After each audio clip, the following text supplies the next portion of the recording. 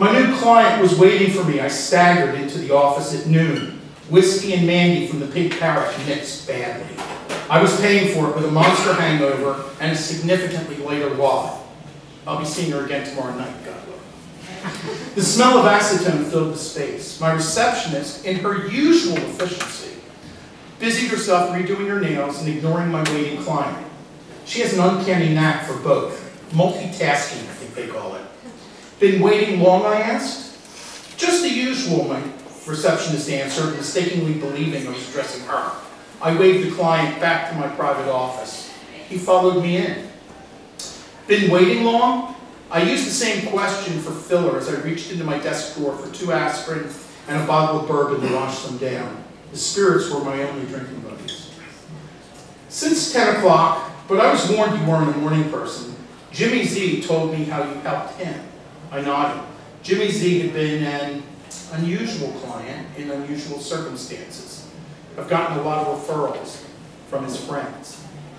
My new client paused, staring at the open door. Will she ever hear us? She's blind and deaf to my clients. That's why I keep her, to answer phones and handle the mail. And she has a nice rack. And she has a nice rack, I agreed. So what can I do for you, Mr. Thompson? Paul Thompson. I need you to check on my wife's boyfriend. Wife's boyfriend. Said out loud, it has a certain palpable irony to it, especially when it's said by the husband. I think he may have less than honorable intentions. She came into an inheritance about a year ago. She's in love with him. Love. Most people don't know the true meaning of the word.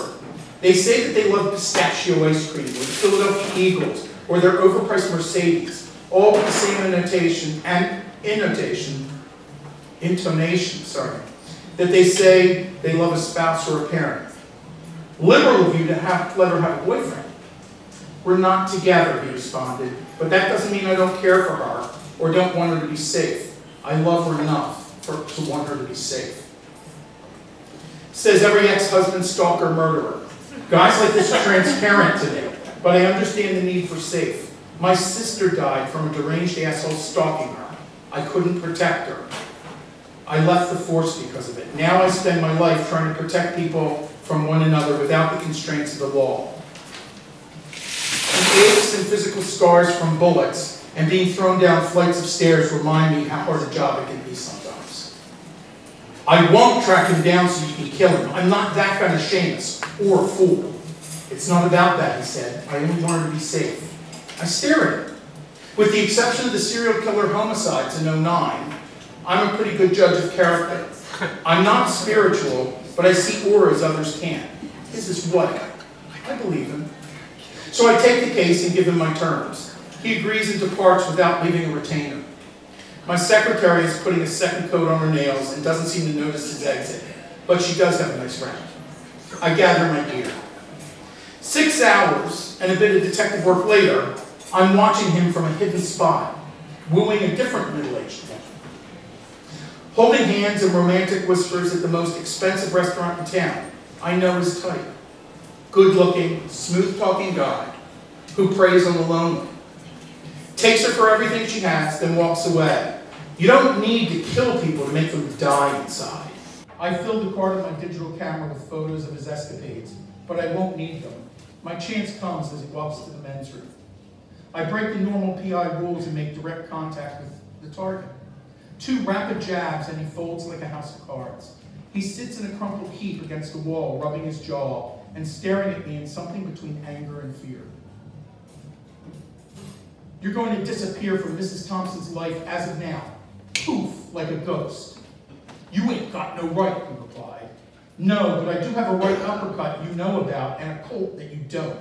And I know where to hide the bodies so that it doesn't show up for years. My perp looked down and saw his own blood staining his designer shirt, and then the splatters of it on the ground beneath him. She wasn't worth it anyway. Bad cook and always yammering on about her husband. You'd think they were still married. As long as we are crystal clear, and if I discover you doing this with anyone else, I let my voice fade and tap the bulk on my right hip before walking away. Back at the office, the smell of acetone has dissipated and been replaced by Chinese takeout. Thompson was once again waiting, My secretary is in her same seat, ignoring him again. He follows me into the office. I found him and convinced him to leave your wife alone. He'll disappear from her life. She'll be hurt when he never returns her calls, but not physically. She's safe. Thompson smiled. Sometimes that's the best we can hope for, and I honored our agreement. That's when she glided in the door. Hello, Betty. It was my sister's voice. She looks like she hasn't aged at all in the 10 years since. She's the one spirit I never seemed to be able to visit me. Hi, Gwen. Long time no. She interrupts my welcome. It wasn't your fault, you know. You say that, but I have a better view of it than you do. You're doing good work, Betty. Helping those who can't help themselves. It's time for you to let the rest of it go. But I introduced you to him. You couldn't know. You didn't make him do what he did to me or any of the other girls. It's one of those things about life. Her ironic use of the word life seemed to hang between us longer than the rest. You did stop him in the end, but not in time to save you. Don't diminish what you've done and continue to do. She smiled. I saw you today. Nice red hook. You watch? Then why don't you ever, because you're here, and I'm there, and little good can come of belaboring it. Then why am I here today? Your client, Mr. Thompson, he wanted to keep his commitment. He convinced me. I reached into the drawer for the bourbon and poured myself a shot. I love you, I said. I love you too. And then she walked through the wall. Talking to yourself again, boss? My secretary called me from her desk. Was I? I didn't realize.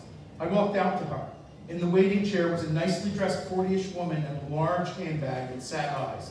Mr. Thompson recommended you, she said. He said you could help me. I waved her back to my office as my secretary searched her own purse for something buried in it, ignoring us both, as usual. Thank you very much.